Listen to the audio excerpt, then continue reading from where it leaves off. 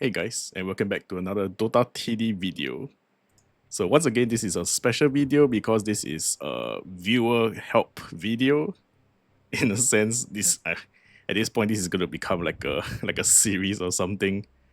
So we have a viewer who commented on our video on episode 4, and mind you guys, this is like it's currently like 11:29 p.m. for me right now. So I was literally going to I was literally going to go lie in bed or something. But then I thought I was gonna read through the comments and stuff and like upload my videos that I recorded today, and I saw like a lot of comments asking for help and stuff. So the biggest one would be from a user called PoppyPa182, and he asked, "Do you have a guide for N6 and onwards having a really hard time? Thanks a bunch." So obviously, wait, did I read that wrongly? He said N6. Sorry, I think I said N2 or something. And basically, this is N6. If you guys have watched through all my videos, every time I see this map in the speed mode and the boss mode, I always say I hate this map. So I am going to try to give you a guide, of course. And obviously I'm too strong, so I'm going to try to once again remove all my equipment to try to like bring myself towards the early game sort of level, power level and stuff. I might be nerfing myself too much, I'm not too sure. But there's no way for me to like unfortunately there's no way for me to reduce like my equipment and stuff like that. They're all basically locked into your equipment level is basically just locked. So you can't really just decrease your power level. The only way is to just remove the equipment entirely. And yeah. So for our hero or deck that we're gonna bring, it's pretty standard. Juggernaut is really good for this map. So it's actually the main goal of this map, or why this map is so hard, is because there's two lanes that is spawning, and you have these big islands here to build towers, but they're basically a trap. Because if you build a tower here, then your other side is weaker. If you build a tower here, then the top side is weaker. So essentially, this is like a trap map where if you're a beginner, usually you will build both sides, and then you realize you don't have enough firepower on each side to hold the wave and stuff like that. Initially, I also kind of just built both sides, and then I realized that was a mistake.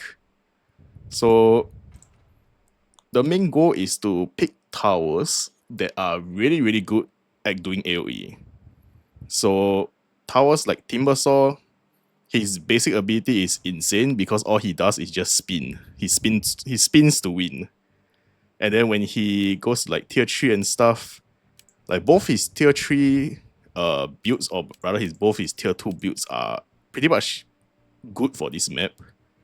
If you go for the 2-1 build, he basically you can put his chakram, basically his ulti, like Timbersaw in Dota. You just put his ulti down, and then when you tier 3 him in that form, he can put another chakram down. So you can put another chakram in the other side. So you can basically put chakrams, one chakram in each lane. So he's kind of balanced in that sense, and then his basic attack hits both lanes. So essentially, he hits both lanes with all his abilities. So he's very good.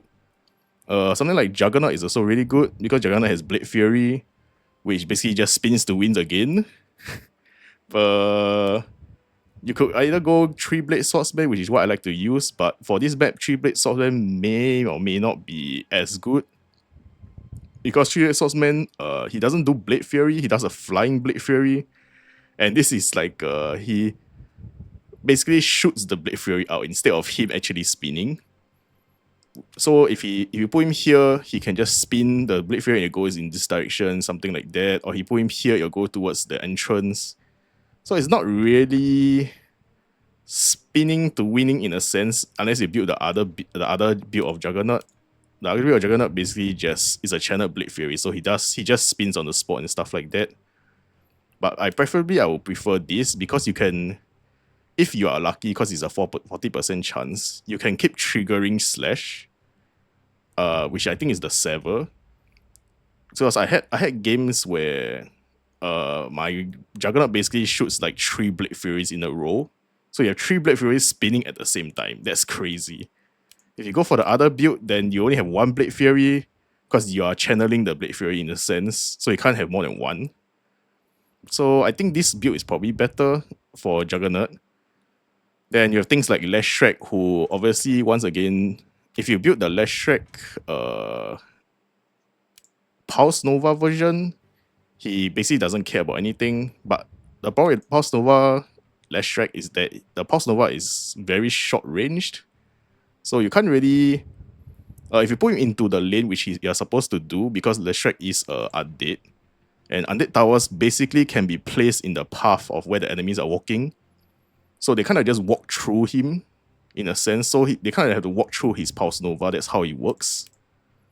And you can see Pulse Nova, the range is only 250, so it's very, very small. So if you put Leshrac in this tiny little island here, he might not have enough surface area to hit both lanes enough. Which is why usually I go for double Leshrac, so I go for one Leshrac in each lane. Then you have others, I guess, like simple, like what's the word for it? Basically, they are like my comfort picks, like Luna. Luna is just a buffer. And Luna, obviously, of course, everyone knows how Luna works. She just throws glaives that bounces. So she's a pretty good tower defense unit. Main thing is that she buffs everyone else. You have things like Lina. Lina is pretty okay here because you can always build Lina here to take care of one lane, and then you can build like another tower here, like maybe like a Wind Ranger to take care of this lane. So you have two like AoE units hit in the line, or you can even go like KOTL. Then Crystal Maiden obviously is insane because she can put her in the middle and then she just blizzards everything, or you can go the other form which she has a frost aura around her. So she just slows everything down. Currently I've been using more of the slow Crystal Maiden. I used to always just build Glacier-born Crystal Maiden because it just does a blizzard that hits according to the path. But unfortunately, the slow of Crystal Maiden in the Blizzard form is not as high. But she has the thing where she reduces the cooldown of a nearby arcane hero. So for example, like if you put her near Leshrac, she will reduce the cooldown of Leshrac. But I tend to find her more useful now in the 2-1 version. So is this two is 3-1 and 3-2 CM. 3-2 CM or 3-1 CM is basically a even bigger slow. So she slows enemies by 40% when they walk into her aura radius. And if you give her a scepter, she has a manual ability which freezes everything for 10 seconds. 10 seconds? That's crazy. But of course, the wave lasts like quite long. I don't know if I never tested it if you could freeze the boss and stuff. But yeah, 10 seconds is crazy, man. Like if you think that you're gonna leak, you just press the panic button and then she just freezes everything in place, and then you kinda don't really leak, but if you're leaking in the first place, you probably will continue to leak. But it's sort of like a panic button. But usually I pick the vulnerable CM. Because the vulnerable CM, she summons Sims. I still can't get over the fact that it's called Sims. She summons Sims, which lasts 2 rounds. There's a 33% chance to summon, which I don't know why they put here 33%, but in the game I think they put it 5% or something. I think they mix it up with the vulnerable or something. I think they put there as 5% chance to summon, which is kind of weird. But it's a 33% chance to summon, and for every 5 seconds, the Sims will apply vulnerable to enemies. And if you give her the Agony Scepter, she will get another 4 permanent Sims, so it's 20% permanent vulnerability on enemies. And of course, she also gives Arcane Heroes bonus speed and stuff like that. So usually you put her with like Leshracs and stuff, so she'll buff the Leshracs. Because she's usually the front line with the Leshracs. Then you have snipers to take care of leaks and mainly to kill the boss. Sniper is a crazy bossing unit. I think even without treasures, the sniper is probably pretty crazy. You have Whisk to basically buff whoever's your main damage dealer. You have Trend Protector, which you could clear without Trend Protector, honestly, but I tend to use Trend Protector nowadays.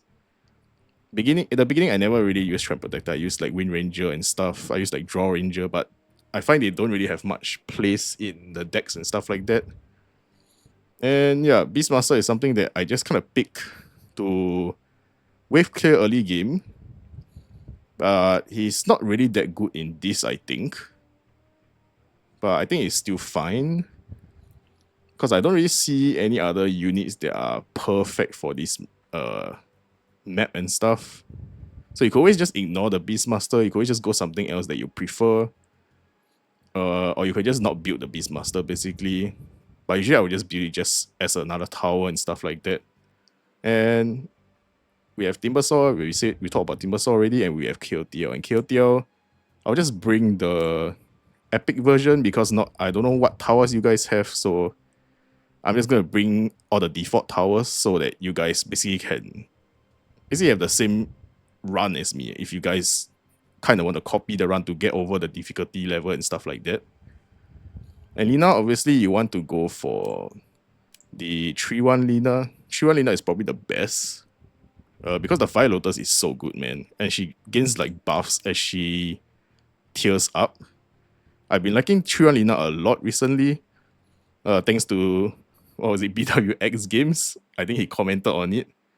Yeah, he recommended me to build 3-1 Lina, and I've been liking it quite a lot. So I've been putting it in my decks a lot recently. And yeah, your main carries are basically just Juggernaut and Timbersaw and Leshrac. And then the sniper will deal with the bosses. And Lina, eventually, when she gets tier 3, she will deal with the waves. So at late game, it will be Jug, Leshrac, Lina. These three are going to be insane wave clearers for you in the late game. So you want to prioritize these three if possible. But Leshrac, you can technically leave him at tier 2. Because you only use two Leshracs to become tier 2. So it's very easy to tier 2 Leshrac. Then you can probably focus on Lina and Juggernaut. Because Juggernaut at tier 3 is insane, Lina at tier 3 is insane. And then Lina paired with a Whiz is also insane. So yep. Timbersaw, you can also build both builds. But I think you don't need to prioritize Timbersaw. His main goal is to basically carry your early game, and that's it. And yeah, we're gonna go to N6 here. I hate this map. I cannot stress how much I hate this map. But we shall try. Hopefully I nerfed myself enough and not nerfed too much. Unfortunately, we got pretty bad towers at the start. So I'm just gonna go and put a Luna here. But I'm gonna move her eventually. And the main reason is, usually I put Luna at this square. But if Luna hits here in tier 1, her boomerang is just gonna and then she's gonna miss, and then she's gonna miss, and then she's gonna miss, and then the mobs basically just keep leaking and she's just gonna keep missing. So I'm gonna put her here early game. Not really early game. I'm just gonna tier 2 her instantly. I'm gonna move her tower. Actually, I can just leave her for now until I need space here. But yeah, she's basically just here, or just off the auto upgrade. I just want to tier 2 her so she can sort of control the wave already. This is a pretty terrible start. So I'm just gonna refresh this. We keep getting Lunas. Okay, at least we got a Timbersaw, so that's pretty good.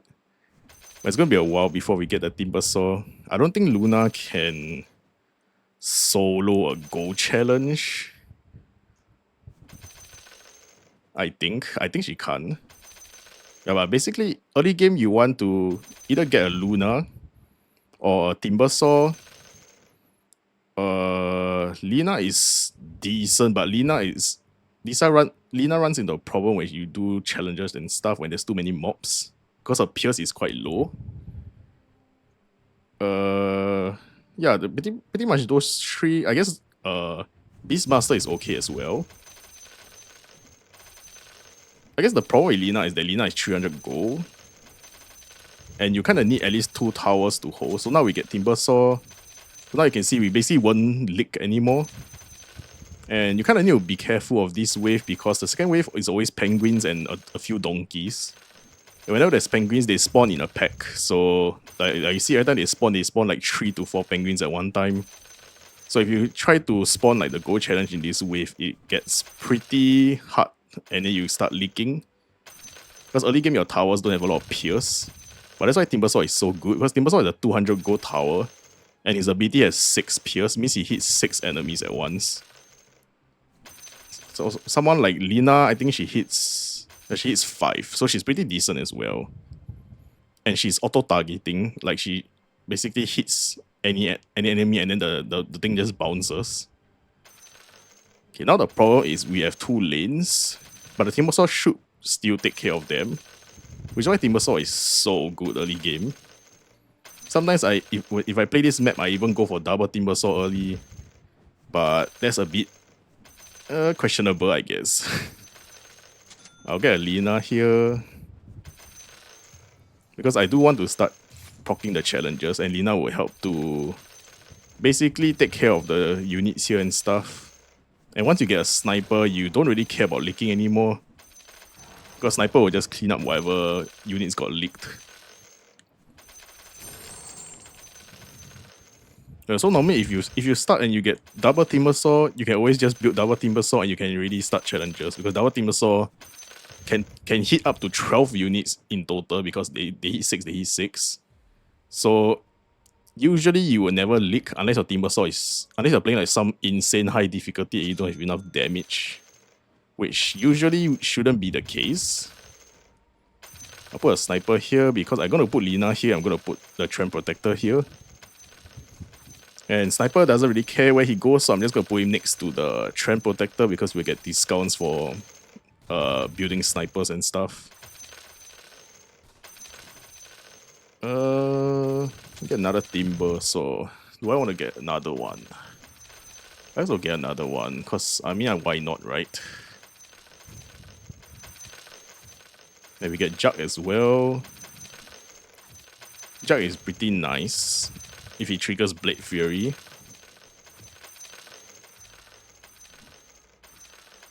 I'm gonna trigger this. So usually when you have a sniper, you don't need to fear about using the item challenge anymore because sniper will just take care of the item challenge if you leak. Because item challenge is the most tanky challenge of all of them. Ooh, precision hero crit chance. I don't really have much precision heroes though. It's only Luna and Sniper. So essentially I'm just thinking whether I want to buff the snipers with crit rate. I guess I'll take the Go instead. I don't think the crit rate is worth it. Okay, we get Juggernaut here. Yeah, at this point we shouldn't leak anymore. So I'm just going to start doing Go challenges. I think the hardest stage, or the first big like jump in difficulty is at round 14. Or maybe for others it's like the boss stage if you don't have a sniper. But yeah, usually for me, for wave clearing wise, usually for me the problem comes at the round 14. It's kind of funny, we already got tier 3 Luna. Maybe I should put the sniper here or something to get the Luna buff, but it's not that significant, I guess.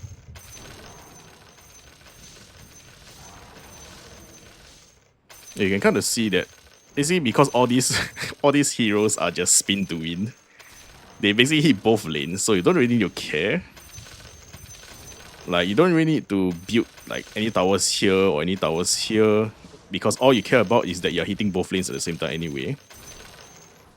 And Lina hits in a straight line, so she'll always hit this lane. Then if you kinda want how do I say this? You want a comfort pick or something, or you want to make it more safe, you can always build another Wind Ranger here. So you put Wind Ranger and replace it with like KOT or something, because KOT might be a bit too expensive to build. Then we get Sniper here. You could also always go for a Machine Gun Sniper. That's pretty nice in this map.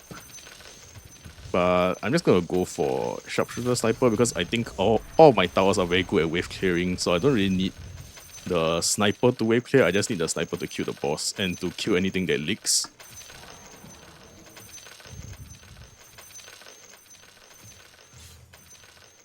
And we're just gonna keep summoning challenges. The main thing you need to make sure is to always summon challenges. I have speed here. It's probably better on Jug. Oh, but I have S slash damage. Okay, I'm gonna give speed to the Timbersaws then. Get Jug here. trigger the Blessing Challenge.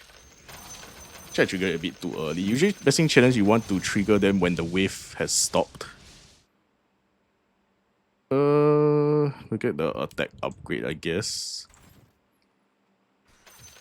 Okay, we get CM here. So we're gonna start building CM as well. We get Lina, but unfortunately we aren't upgrading our trend. So our aura of trend is pretty small. Ooh, economy. Wait, who is actually killing the stuff though? I can't really tell. I guess it is the Timber Saws. I guess I give the second Timber Saw the economy item. It seems like he's the one killing.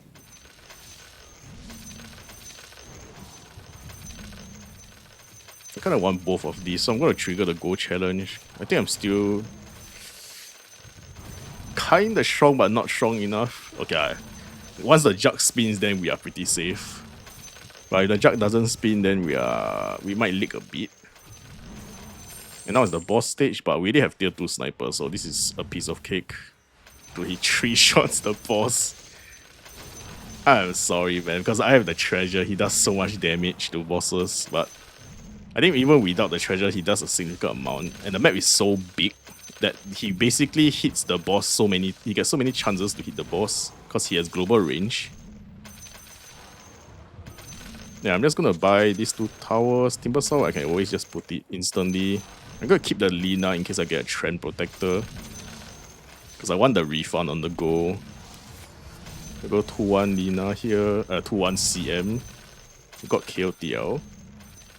So now KOTL, just like Lina, we're gonna do the same thing. We're gonna trigger last. So now he takes care of this entire lane, and Lina takes care of this entire lane. Ooh, is he even benefiting from the buff? Okay, I think he is. I realized I put him here, but then he's like half a square away from the Lina. We get the Nature Prophet, because why not? I don't think I need it though. I think I'm a bit too strong now. And we get less Shrek. Can I be greedy? Let's not be greedy, I think. I'm gonna take the 2-1, 2-2 Timber Saw. Take Lina here. But do I want to place her? I don't really want to place her until I get the trend. So I'm just gonna take less Shrek. If I'm greedy, which normally I would be greedy, but since I'm doing a guide video, I'm not gonna be greedy. Yeah, I'm gonna place the less Shrek here, I think. Actually no, I'll put it further a bit. So normally when I'm really greedy, I will put the less Shrek next to the Trend Protector just for the 60 gold refund. But obviously that's a bit troll, because if you obviously he won't be DPSing as much. In other maps, obviously you won't have Lina here, you won't have KOTL. Usually Lina is somewhere in the front, and KOTL is also somewhere in the front or somewhere else. Then you can build Leshrac here initially, because he doesn't have any skills early game except the Lightning Storm, so he can still hit the mobs, and you get the refund from Trend Protector if he's tier 2. Lina... Sniper. Dude, we just keep getting snipers and Linas, man. Oh yeah, we pretty much are pretty safe, but round 14 is coming soon, and we do keep forgetting to do challenges because I keep yapping away. But we are pretty safe as of now. We get go as well. We're gonna get the snipers. Okay, there we go, the trend. So I'll go for the aura radius increase. So now when I build Lina, I get back refunds. 2-1 Lina. So that's like 90 gold saved. Alright. Okay, is this even hitting the KOTL? Time to test. Okay, it hits the KOTL as well. Oh, I forgot about this. I'm not gonna use my career ability because obviously you guys don't have a legendary career and stuff.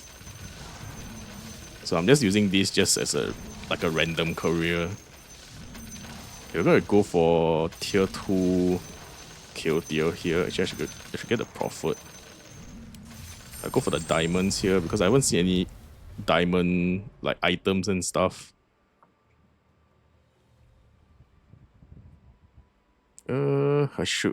I definitely should have used challenges there, but oh well. Now this is round 14. So normally in the later difficulties, round 14 is where these donkeys become really, really tanky. I'm not too sure if it's the same case in lower difficulties. Because I didn't really notice much in lower difficulties. I kind of just played through the levels and stuff. But in high difficulties, they spawn these blue donkeys that are really, really, really tanky. So usually at round 14 onwards, they get super tanky and suddenly you realize that your towers do no damage.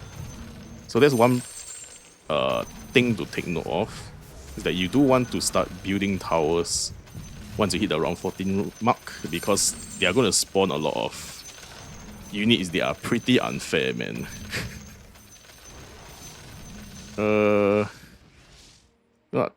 Should I go Pulse Nova? Or I think both are good, honestly. I'll just go for the Stun Lashrak because I've been playing with Stun Lashrak recently. Oh, we got tier 3 Sniper already. We'll go for a Shooting Commander.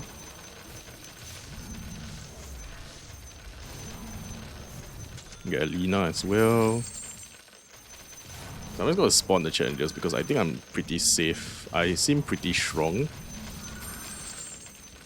Okay, another issue is that if the mobs here die too fast, then the kill deal aims the other lane, which is kind of funny.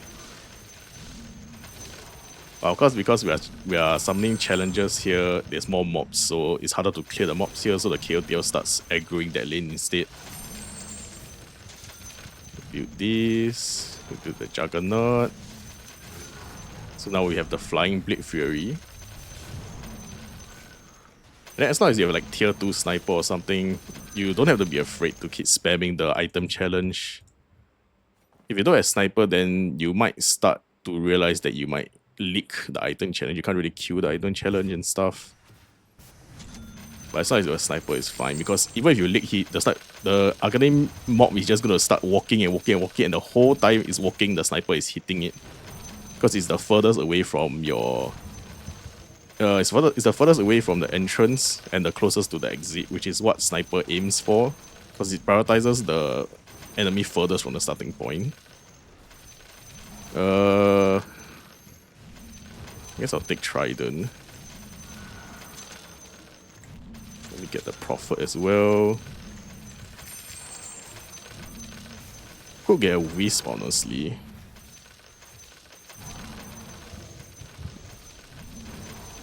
Let me just get a Wisp, because why not? I'll give it to Lina, because Lina's going to tier 3 soon. There we go. So let's start spawning some challenges again. Because we are still really strong, and you want to spam your challenges as soon as possible when you realize you're strong. Because now the waves are getting a bit hard. Now they have like special abilities and shit, and like these mushroom guys, when they die, they spawn smaller mushrooms. So things like Keotia, when he fires one wave, he needs to recharge his wave, and then these small guys can sort of leak through and stuff like that. So you do want to prioritize your challenges early game, because the waves just get harder and harder and harder. And there we go, we get 3-1 Lina. 3-1 Lina is pretty amazing. I'm just gonna get another sniper, because why not? Because I'm gonna eventually start to tier 3 all my towers, and then I'm gonna have not much left to tier 3 anymore. I don't really need these, to be honest. I'm gonna sell it, I guess, for gold. Lashrak again. So now we get our second Lashrak here. So usually I just go for 2 tier 2 Lashraks, because Lashrak tier 2 is very cheap. You essentially just use 1,200 gold to get tier 2 Lashraks. We have a lot of KO tiers as well. We also have Juggernauts, but we are running out of gold. Obviously, if you guys are struggling with the waves and stuff, do not be like me. I am just clicking challenges because I am so strong right now. But you want to time this thing. So like Go challenges, I think they last about almost 20 seconds around there. So usually I would spawn them around 15 seconds left. So they will spawn in with 5 seconds left from the previous wave, and then there will be a 10-second gap of nothing else. So you'll be killing the Go challenge units. And then the last 5 seconds will be the new wave that spawns. This is another piece of shit mob. So round 19 is also another scary mob. Eventually, I guess you would sort of memorize and stuff like that. But this is it's hard, but it's not too hard. So I usually don't really like remember this mob and stuff like that. But this mob is the one that revives. Which, I mean, in high difficulties, this wave is kind of a problem, but it's not one of the harder problems. But this is a wave you need to take note. If you're playing a difficulty where you're barely clearing it, this wave might be an issue for you. Can I get a CM? No, I cannot. We do get double wisp though. Might be a bit greedy. Usually by now I would probably be 777 already on the challenges, but I haven't been clicking it much because I've been yapping and like giving you guys tips and stuff. The boss spawned, but I don't really care, not too worried because we have a sniper tier 3. You can see sniper just hammering away at the boss. And eventually he's just gonna kill you, so you don't really care about boss stages. Boss stages are probably one of the easiest waves, honestly. Unless like you're at the highest difficulty you can be at, then usually the round 30 boss is really hard. But round 10, round 20 bosses are not that hard. You can see he's pretty much dead from just the sniper hitting him. He's not even halfway through the map yet.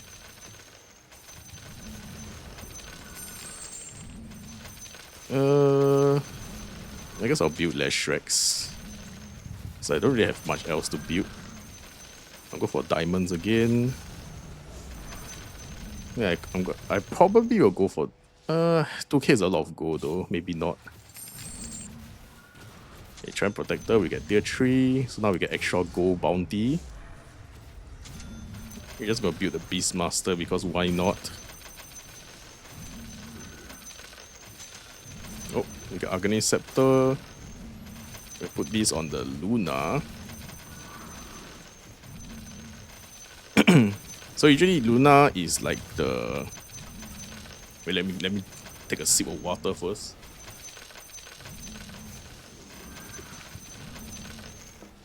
So Luna is your generic tower. She basically just buffs everyone. When you give her Agony Scepter, she gives herself a 2000% damage buff. So her attack now is 208. If I have equipment and stuff, her attack is probably 500 plus. But of course, because I took off the equipment, she only has 200 attack. But she does give attack bonus 40% to every tower next to her in a 300 radius. So 300 radius is basically the 8 squares around her. And basically you just give her Agony Scepter, the green Agony Scepter whenever you get it. But another thing you could also give is to give it to Sniper, because he gets a 300% damage bonus if you give him Agony Scepter. So if you think that you need more bossing damage, you can always give it to Sniper. It's pretty much just a situational thing. And I'm gonna go for Aura Radius because I haven't really tried the Aura Radius CM yet. Okay, so now we have this skill which slows all enemies for 100% for 10 seconds. It's pretty nuts, man. I kind of want to try on the round 30 boss to see if he actually can freeze the boss. We'll go 2-1 Beastmaster, and once again we'll go 2-2 Timbersaw. Then get KOTO. We'll go for this one. Actually, I'll go for the Pierce, I think. Okay, this is another piece of shit wave. So you do need to take note of round 23, because this mob can submerge underwater and basically become invulnerable.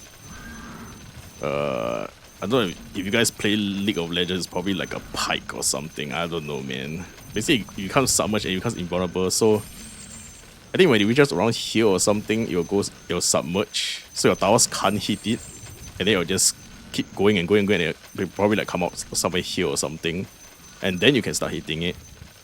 So if your towers here are not strong enough, you basically lick the thing, it'll go submerge, nothing can hit it, and it'll reach here. So every single mob will come out here. So you have like tons of mobs here, and then your sniper can't clear all of the mobs, because there's too many mobs basically. So you do have to make sure that you are strong enough. That's why I usually tend to build towers nearer to the entrance as well. So the units like that can't submerge and basically become invulnerable. Then we'll go for vulnerable, let's Shrek here. Get another Timber Saw. Get another Juggernaut. So we're kind of reaching the point where we are a bit at the point where we can't really progress. Not progress, but we can't really increase our DPS much more because most of our towers are reaching tier 3 already. And obviously you're supposed to be spamming the challenges more, but I've just been yapping, so I haven't been clicking the challenge. Okay, this is amazing for Lina. It gives her 5% arcane damage for 10% speed. So this Whisk gives 35% speed, so it gives her speed which gives her arcane damage and stuff like that. We don't really need any of these, honestly. At this point, it seems like we're strong enough. So we are tier 3 Jug now, and then you're gonna see if the mobs do get to the Juggernaut, you're gonna see like a million like circles flying everywhere because Juggernaut just spams the Blade Fury. Oh, this is a really nice item. I like to throw this on Juggernaut so that he has attack speed. Unfortunately, we have a beast now, so we can throw it on him. And pretty much we are at the point where I don't think we can lose. I'm gonna try to build a tier 2 Wisp on the Juggernaut, just to see like a million Blade Furies fly. We don't really have anything else to build. We're just gonna trigger all the... I just need more less Shreks and Timber Saws, I guess, but we're not really getting it. All heroes... all arcane speed. This is the best thing for Lina, dude. Look at it. Now she has 95% speed. And she gains 45% arcane damage from this item. I could always build like another Juggernaut or something. But that's another way to sort of increase your damage and everything. But we're pretty much too strong here, I guess. I just go adaptive damage because I have so many towers. Can I get more Wisp, please? Go speed here. Timber Saw. That's why I'm just gonna auto upgrade because most of my towers are already upgraded. Another Jug.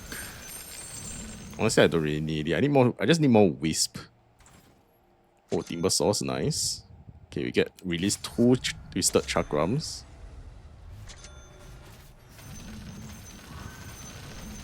Let's Shrek, Timber Saw.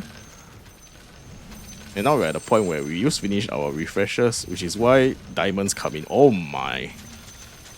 Oh my god. The instant tier 3 Wisp. I'll take this also. What is this? Oh, we can copy a hero. I guess I want to wait until I get a Wisp to use it. Basically, if you guys are new and you guys are watching this video, there is a quest. One of our viewers actually asked about this question. He asked, how do you do the quest where you have to aim with sniper? So if you pick 2-1 sniper, which is the machine gun sniper, you have to click this aim word, and then the cursor will come out, and then you just click on the lane or something, and then you'll basically change where the sniper is shooting, and that's how you do the quest. It took me so long in the early game to figure out that was how it works. Now I might have thrown by just building that machine gun sniper, because I don't know if I can actually kill the final boss. I think I should be able to, but I don't know, man. I'm gonna Wisp my sniper now because I am a bit scared that I might not be able to do it. Sniper. Oh, this minus precision though. Finally, we get another tier 3 Leshrac.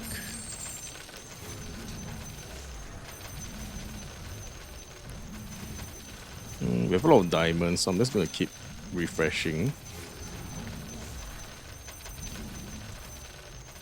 Saw Sniper.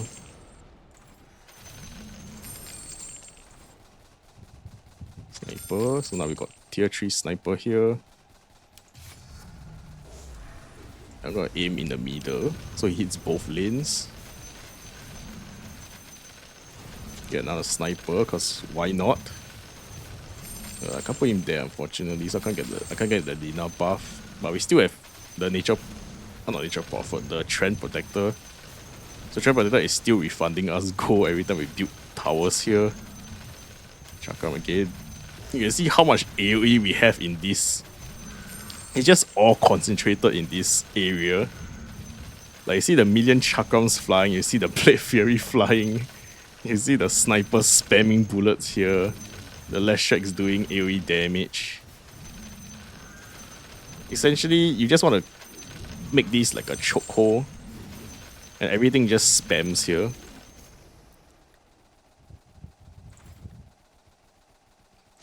There we go, now we have Beastmaster vulnerability as well. And now this is the boss stage. So let me see. If I press this button... Okay, it doesn't work on bosses. Myth busted. It does not work on bosses. That kinda sucks.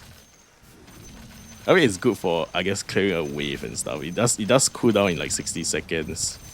But yeah, we keep both bosses already, pretty much. Because this sniper is just insane.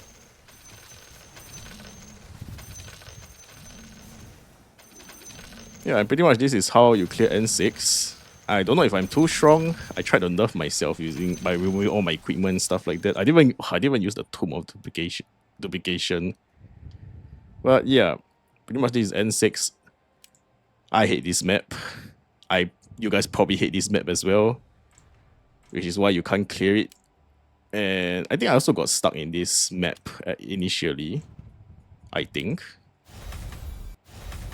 Because I started to build towers all around the map, and then I realized that that's not the way to go. So I started building more towers towards the front and stuff like that, and that's how I cleared it. Ooh, we got some pretty nice... Oh my gosh, a sniper again. Can I get some legendary treasures? Oh my, Kyoto legendary. Which Kyoto is this? It's 2-1. Okay, it's the one that I always build, so this is good for me. Invoker still at tier 2.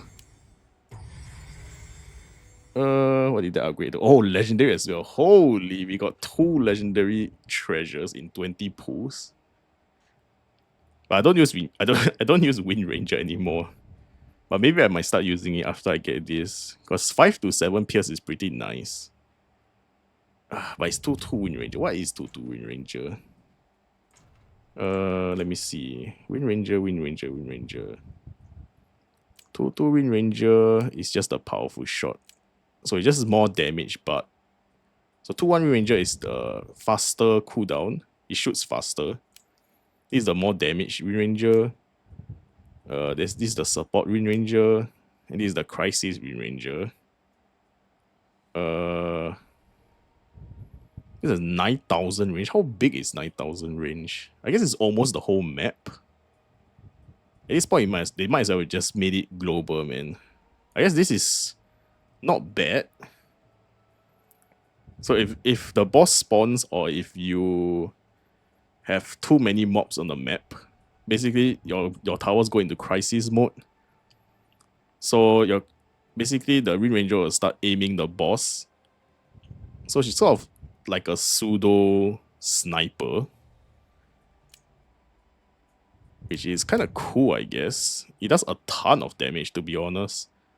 Like, sniper has only a 750% attack damage ratio, but she in this form has 7,500%. But she does need to charge for 2 seconds. That is the downside. Sniper has like a 1.4 second attack speed. So I'm not too sure.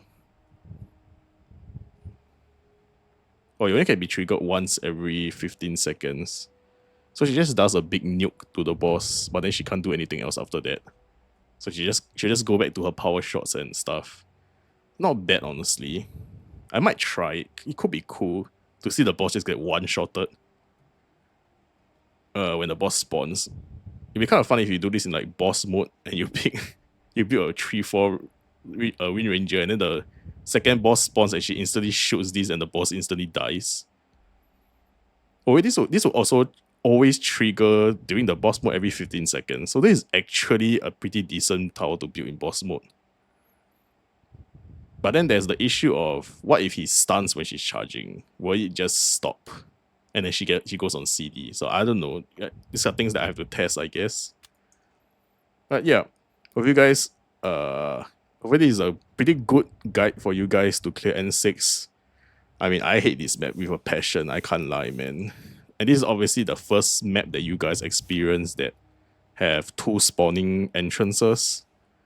This one has 2 spawning as well. You spawn here and you spawn here. I think.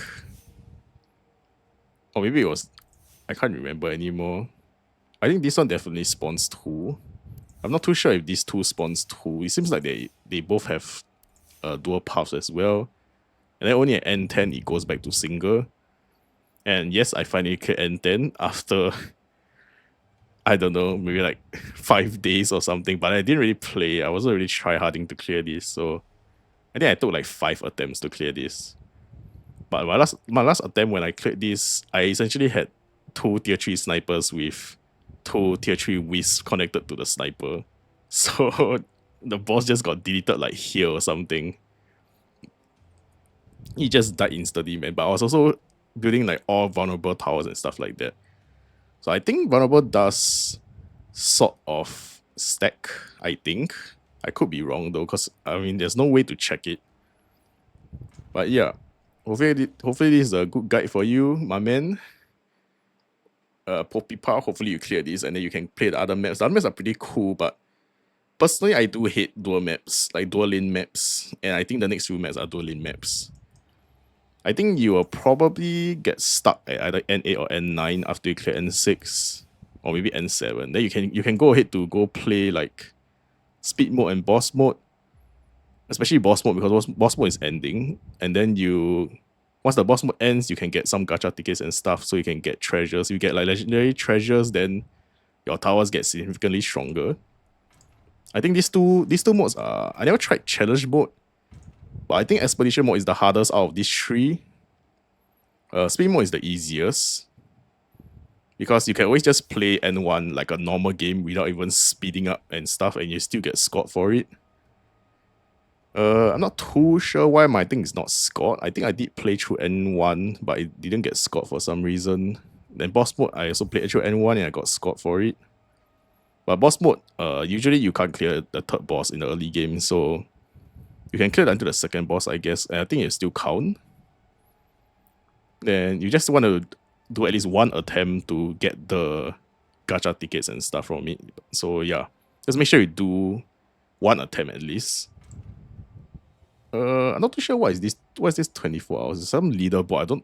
I don't really see a leaderboard for standard mode though, but yeah, hopefully you guys find this guide useful. And if you guys have any issues, you guys can basically just leave it in the comments to tell me, like, if you have certain builds or stuff that you guys can't seem to figure out, or there's certain difficulties you guys can't seem to win through, then you guys can just drop a comment. Then yeah, I try my best to try to accommodate myself to your like not skill level, equipment level and stuff, like power level, and then try to clear the map to see that, so you guys can sort of see how to clear the map. You guys can probably just copy my exact deck and then just try to play a run with it. Obviously, some things would require like knowledge and stuff, like familiarity with the towers and stuff. But usually I just go one certain build and I just build the same build every single time for each tower, like each unit. So even though I'm new to like Juggernaut, I'm new to Beastmaster, but I usually just tend to go for 2-1 Beastmaster, 2-1 Juggernaut, 3-1 Beastmaster, 3-1 Juggernaut. Like I just pick the same towers every time because I see flashy spinning things I like. Yeah, hopefully you guys enjoyed the videos. And yeah, actually, I was gonna go to sleep honestly, but I just thought, if I go to sleep and I record a new video the next day, it might be too late. So I just want to post this video right now because I saw the comment was like 2 hours ago. And who knows, maybe you guys are still trying, you're still attempting to try to win in N6. Then, and you're still struggling, then this video definitely will probably help you. And yeah, if you guys enjoyed the videos, do give the video a like. You guys have been giving likes in the previous videos. I'm really thankful for that. Thank you very much. And you guys also leaving comments and asking about guides and stuff like that. So I will try my best to post basically guides and stuff for you guys if you guys have issues with certain things in the game. And yeah, I will see you guys in the next video. Peace.